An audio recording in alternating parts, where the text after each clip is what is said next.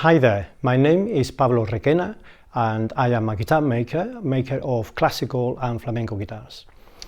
What we're going to do in this video is that we're going to have a look at the tools that I use in the workshop, and this is because so many of my students are asking me what tools do I need to buy to be able to build my own guitar.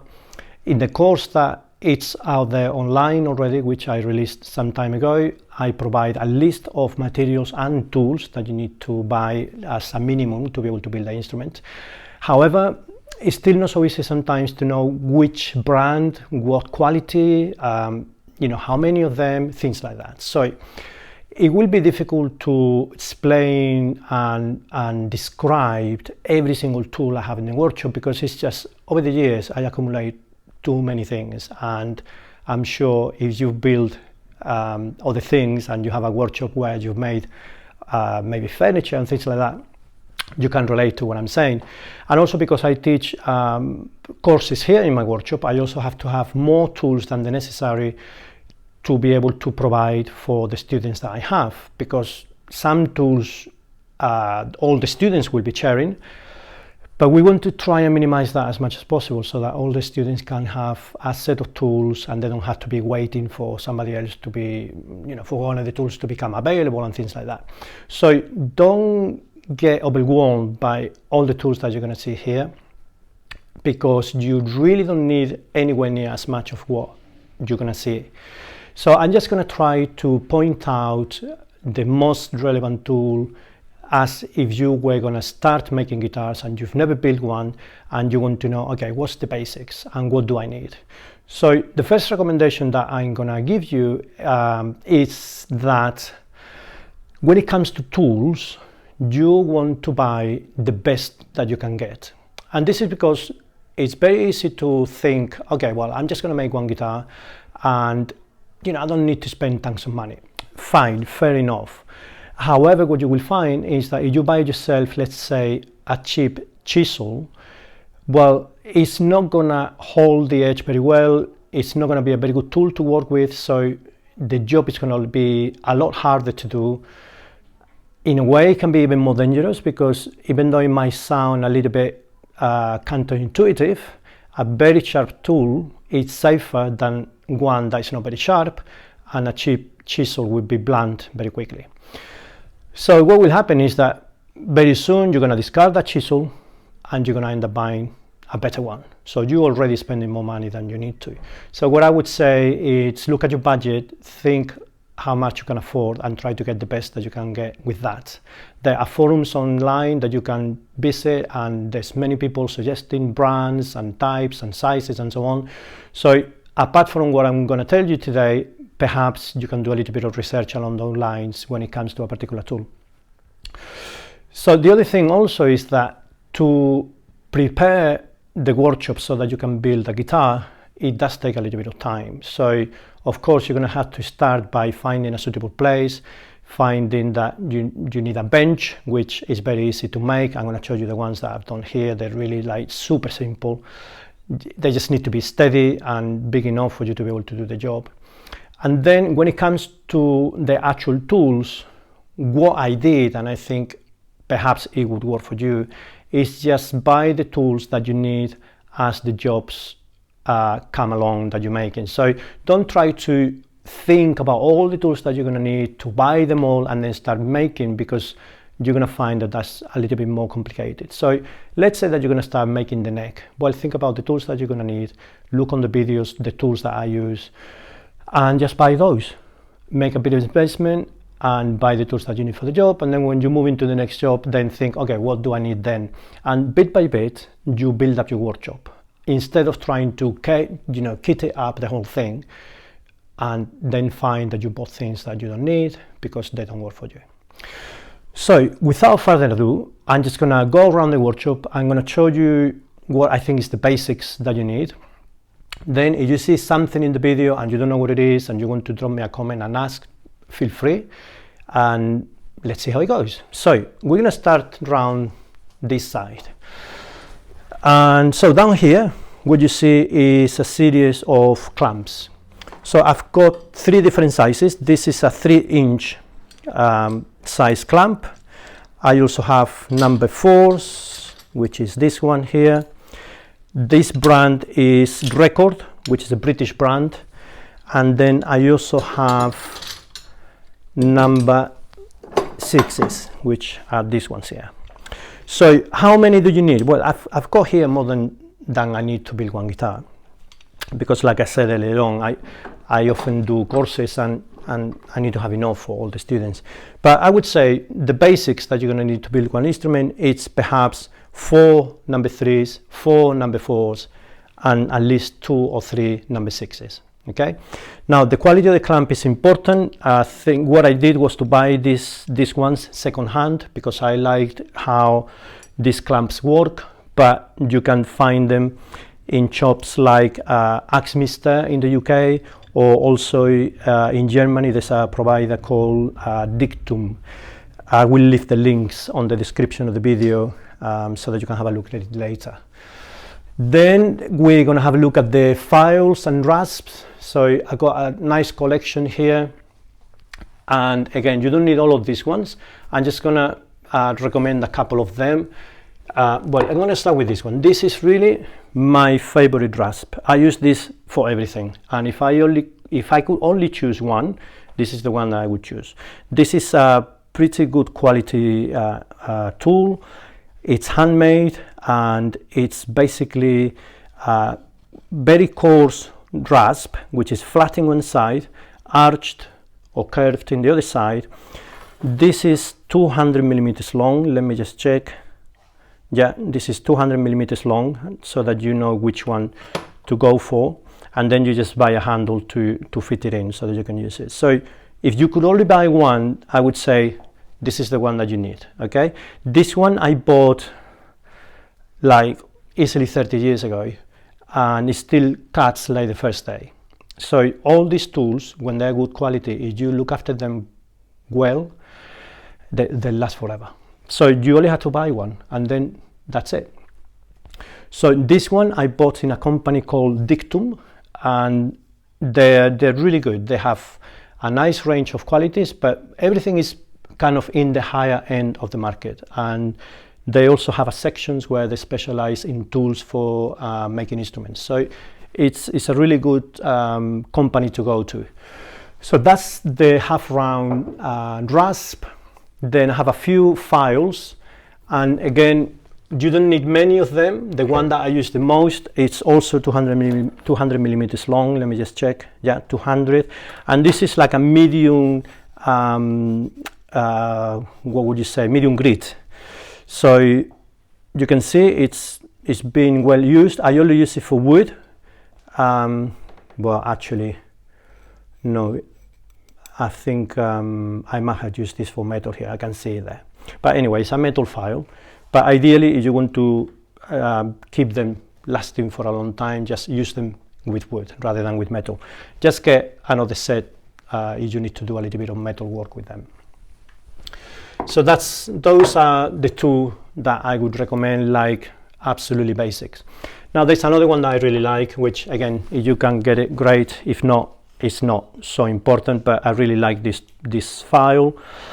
It's like in between a file and a rasp, and basically it's got loads of little blades. And again, also this one is 200 millimeters long, I think. Let me check. Yeah, 200 millimeters. And this one I bought in a company called Rootlands in the UK. So again, very useful tool, but not strictly necessary. You don't actually really need it if you want to just be mindful about what you get. Let me see if I can fit it there. Anyway, whatever. Then we're going to move along as well. Let me talk about the bench. So this bench is like the basics of the basics. This is a kitchen worktop made of solid, what's this timber? Well, they call it, in the shop when I bought it, they call it some kind of spruce, but to be honest, I don't really know what it is. It's just pretty hard, and it's very steady, and all I've done is to fix a button on the wall where that end of the bench is resting, and then I've made simple square frames every meter or so in distance, and again they're fixed onto the wall, and I got this shelf about halfway through, so that you can see I can store a lot of junk in there, and a lot of offcuts and bits and pieces and things on the floor. And so I get lots of storage, but also the bench is really, I mean, this is just not going to move, so it's really good to be able to work with. And then I've got these buys. Again, I got this one in Axminster in the UK. I know these people will ship all over the world. It's got a quick release, which again, you don't need the quick release, but it's actually quite practical. And this one is 7 inches in length. That's how you will find it described when you see them in the shop. Sometimes you find that you can find also a 9-inch or an 11-inch, but 7 inches is more than sufficient. And it works really well. You just need to put a couple of wooden pieces on the jaws so that you don't really dent the material that you're working with, and it's great. It works really, really well. We got a saw here, but we're going to describe them later when we come to that. Then over here I've got some calipers. So let me show you this one. This one comes from Stuart McDonald's in the US. You can also get Stuart McDonald stuff from Madinter, which if you live in Europe is very handy because it will save you from paying import duty and things like that. So it's a great tool. This one, the throat of it is 240, that sort of thing. It's a really handy tool, and it's great to be able to get accurate dimensions on the work that you're doing. But to be honest, this is the one that I use most of the time. It's even made of plastic, but it's like a really good quality material. It works really well. It's really quite accurate. When I want to get like super accuracy, I go to that one. But this one for most of the jobs is really useful. And also I got this one from Dictum, and it works really, really well. Then let's see, that's not so crucial, even though sharpening is a very important job. So chisels.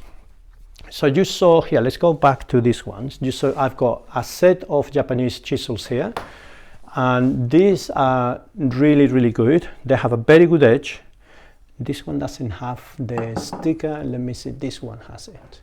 So when it comes to the Japanese chisels, there's again a variety of quality and so on. So the one that I use here is the Ioroi, and you can see here on the sticker.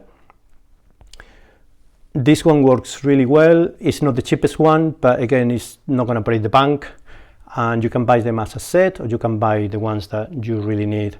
And again, you'll have a set of 5 here, but most of the time I just use this one, which is 25 millimeters wide. This one is 3 millimeters, and if you get one of about 16, 18 millimeters, that should be fine. So, 3 chisels, maybe it's exactly, the minimum that you need. But if you can get a set to get different dimensions, that can be helpful. I got these other chisels here, and this is another option because these ones, you can see, they're a little bit mismatched. They're not all of the same set.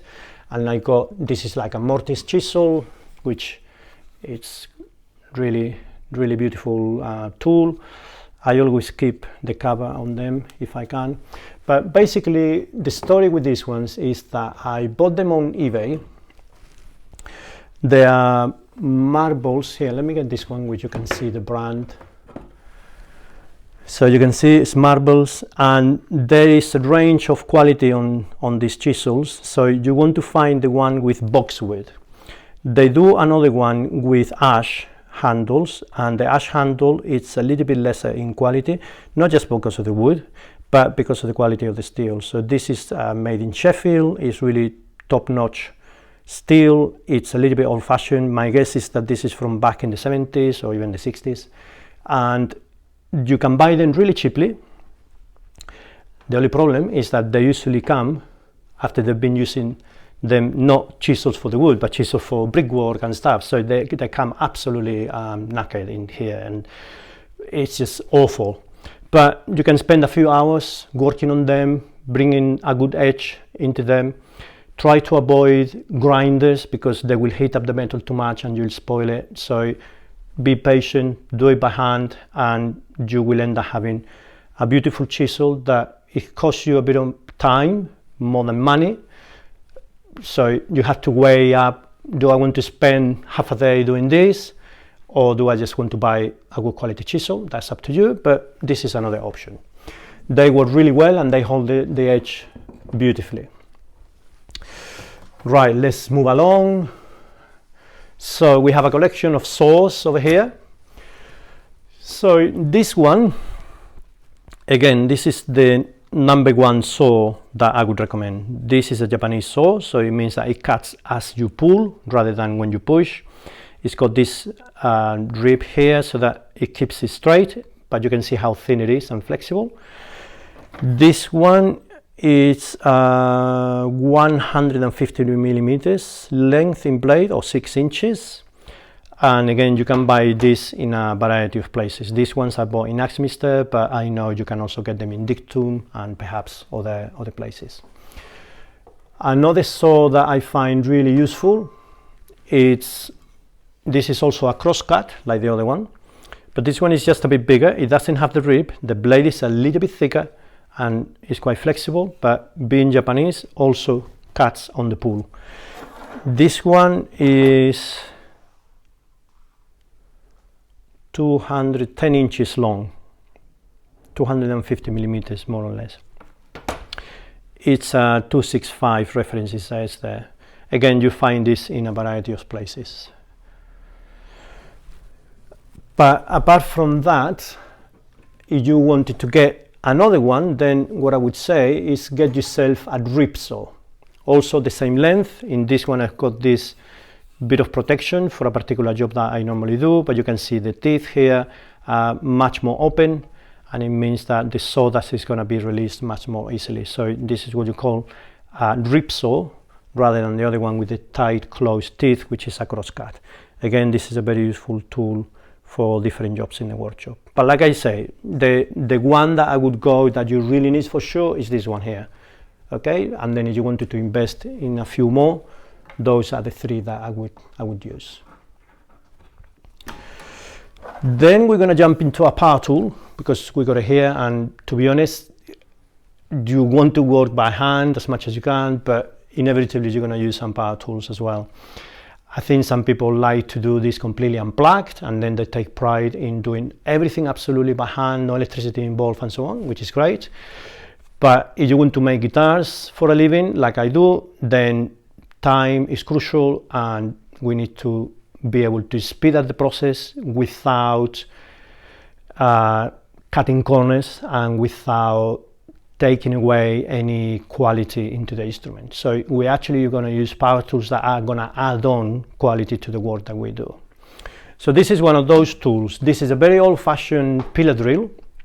I was very lucky to find this one in a flea market. It's a start.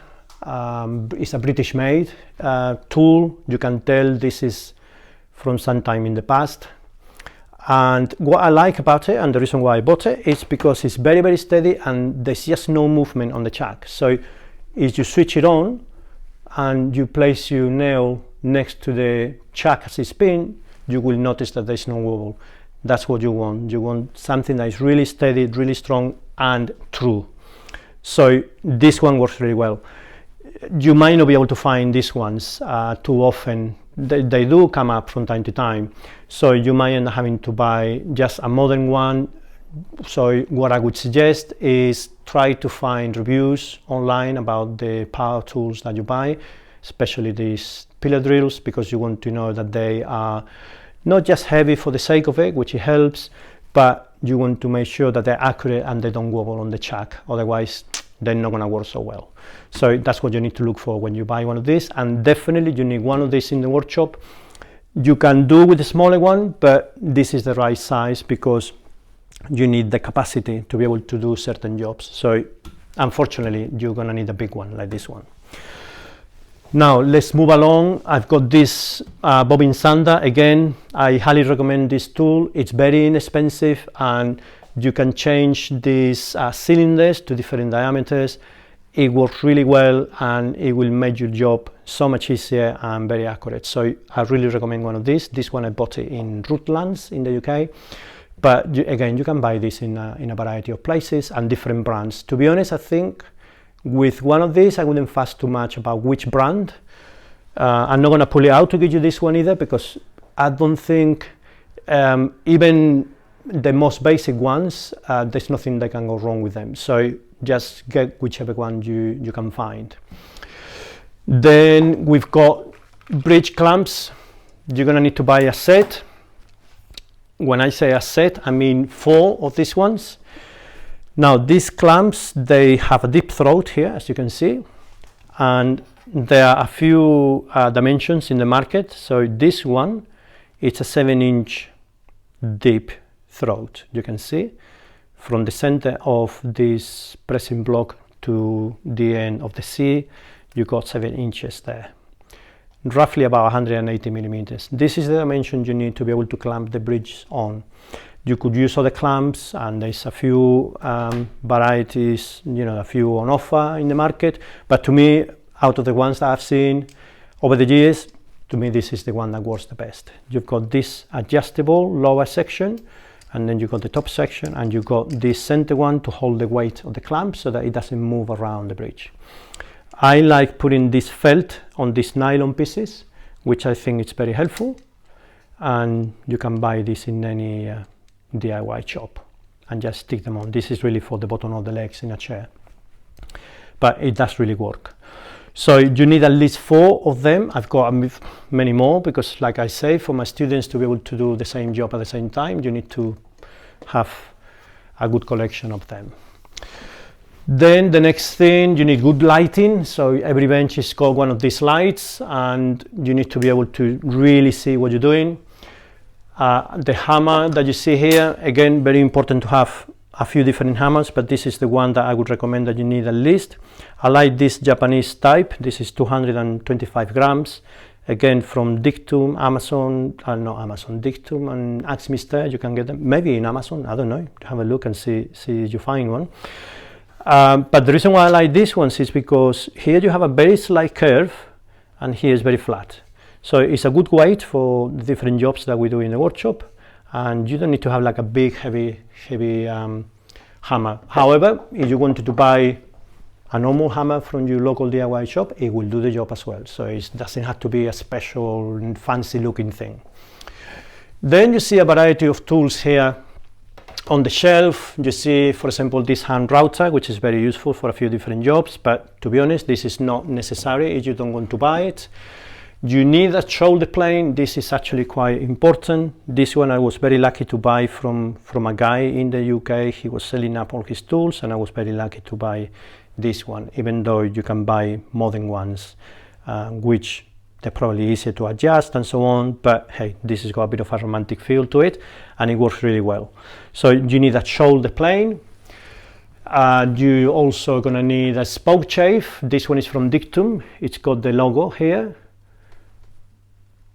and you need to have the flat one. They also do a curved one, which is not so useful for what we do. You just need the flat one. So that one goes there, and this one goes here. Then we're going to have a look at the block planes. I've got a couple here. I use the low angle block plane, so you can see this angle here. I can't remember what degrees it is, but it's the low angle. I've got 2 types here. This is a Lee Nielsen. It's a beautiful tool. The blade is really good. It holds the edge really well. It's adjustable here on the frog, and it means that you can close it or open it depending on what you're doing. But it's a little bit pricey, and you'll find that there's other ones that they cost a lot less money and they do the job really well. Like for example this one. This one is also from Dictum, and it works really well. You can see they look very similar, so I would imagine that the design is the same, patented design, and they do one that is pretty much, it's nearly identical, but the difference in price is considerable. So if you want to invest on Lee Nielsen, you're also always going to be into a winner, but this one, it works really well, and the blade is really nice as well. It holds the edge really well, and it's a big saving. So this one, it's at least this is what you're going to need. Don't buy a cheap block plane. You can find this for 50 or 60 euros in a DIY shop, maybe even less. I think, yeah, you can buy like a cheap one for maybe 15, 20. But please stay away from them, because they really are going to make your life difficult. The thing about these tools also is that you need to flatten them. The block plane is very easy to flatten it, but the jack plane is going to need a lot more work. That's probably the subject for another video. And also, I'm sure if you look on YouTube and search about how to flatten or how to prepare your brand new planes, there'll be somebody explaining to you how to prepare the plane. And then we have the jack plane.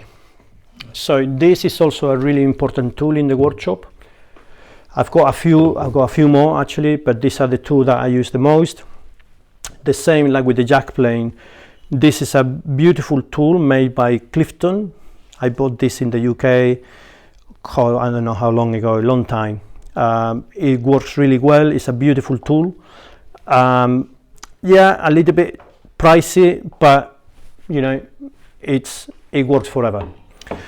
However, if you want to have a cheaper alternative, the same from Dictum, you can see the logo here, and it does the job amazingly well.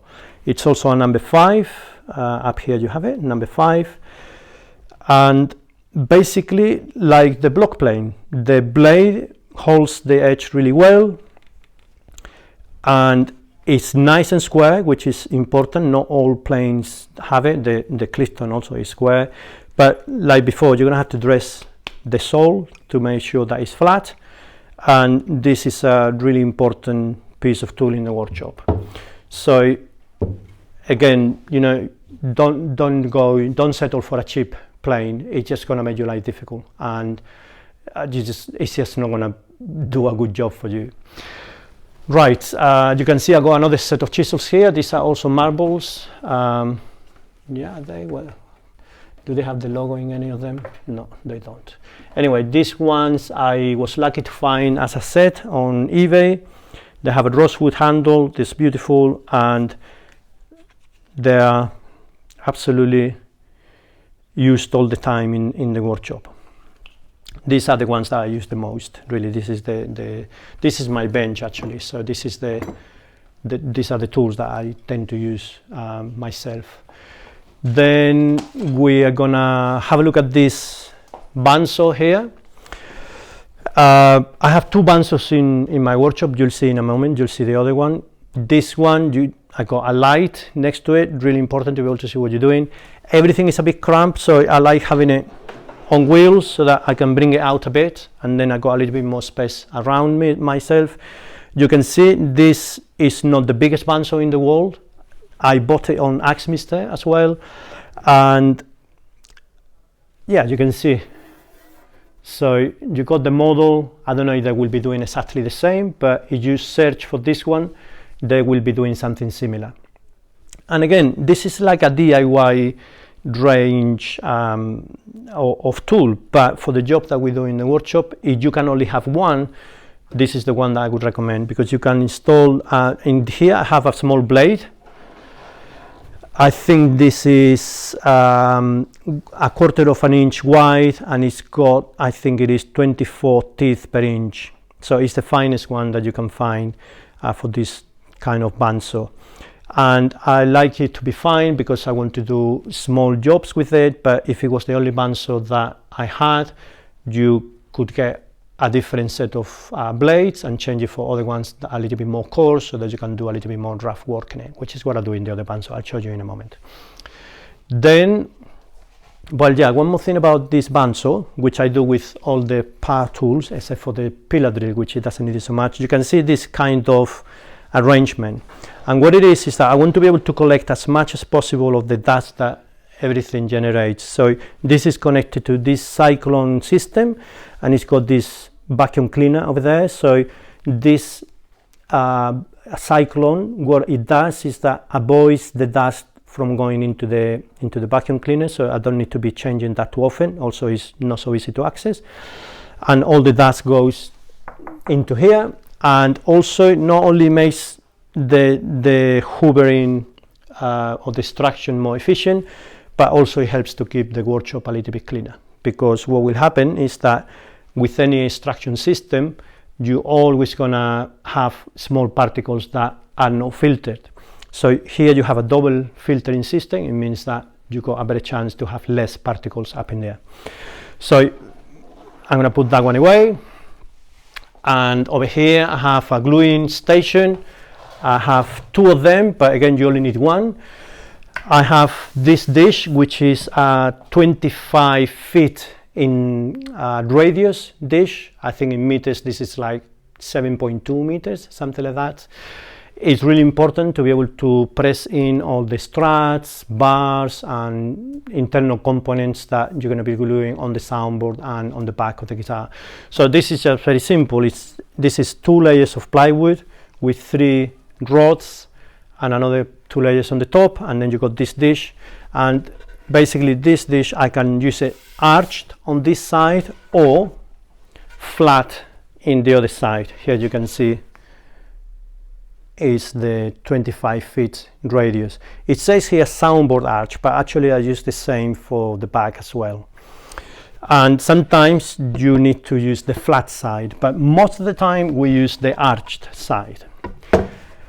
And then you have these guys here. I got lots of them. Again, you don't need as many. These are curtain rods. So basically, as you spin them, they get longer or shorter, and they have a spring in the middle. That's how it's able to kind of move long or short. But because of the spring, it means that they work a bit as a reverse clamp.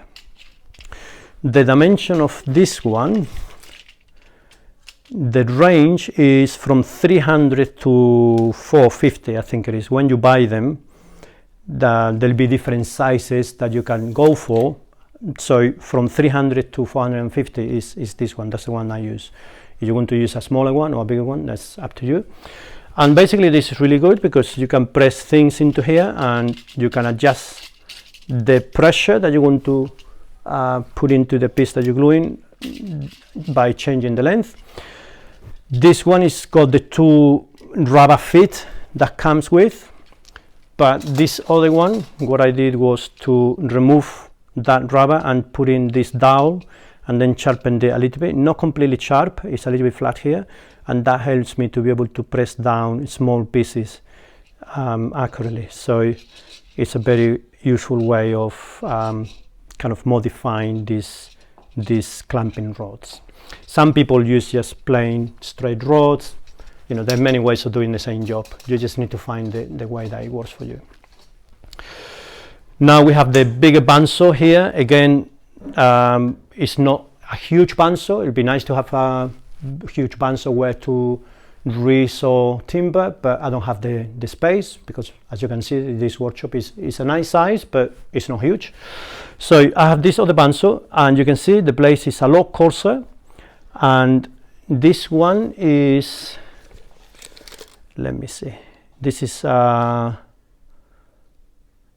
16 millimeter wide blade, and this is how many teeth in 1 inch. This is like 1, 2, 3, 4 or 5 teeth per inch. So it's very coarse, and I use this to be able to cut things that are a little bit thicker in width and a little bit more rough around the edges. These tools are not designed to do very accurate cutting, even though sometimes if that's what you want to do, you can set them up really well so that they can do a really good edge. But really you need to work on those edges after you've done the cutting in this bandsaw.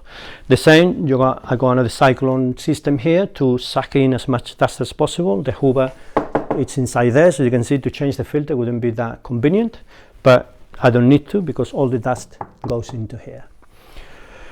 And then we're gonna come to another piece of kit that is crucial in the workshop. This is a drum sander. This one is by a company called Jet. Again, here this is a little bit of a complicated dilemma because this is expensive piece of kit, and if you want to build only one instrument, I don't recommend that you buy this. I think this is just for people who want to build instruments for a living, or if it's as a hobby, fine, but you know, unless you're going to be making quite a few instruments, it's no point to spend your money on this. You can do the job that this does with other means. This is just a lot easier and accurate. You can see this is just a drum with some paper wrapped around it. This one is 100 grit, but you can change the grit to whatever is convenient to you. And it's a great tool. This one is the 2244 Plus. I don't think this one is available in the market anymore. I think now they do a more modern version of this one, which it moves and oscillates, so it's kind of even more efficient. It's got a great feeding belt, and you can see this is all connected to another system to collect the dust together with this one here. So this is pretty much, I'm gonna come this way. This is pretty much what you find in my workshop. I'm sure I left a few things behind. Like I said earlier on, I'm not really sure that I can show you absolutely every single bit I got. Like for example, here, look, I've got a drawer with screwdrivers, pliers. You know, here you're gonna have to use your common sense and just buy things as you need them. You know, you're gonna need knives as well. Like for example, I got some Japanese knives here. These ones, again, if you don't find one of these are very fancy and beautiful. They cut really well, but you don't need this one. You can buy just a normal good sharp knife so that you can do some carving, and even if you don't want to use a knife, you can use other tools to do the carving. So you know, the idea of this video is not to show you absolutely everything I have in the workshop. It's just so that you get an idea of what's the basics, what do you need to get you started.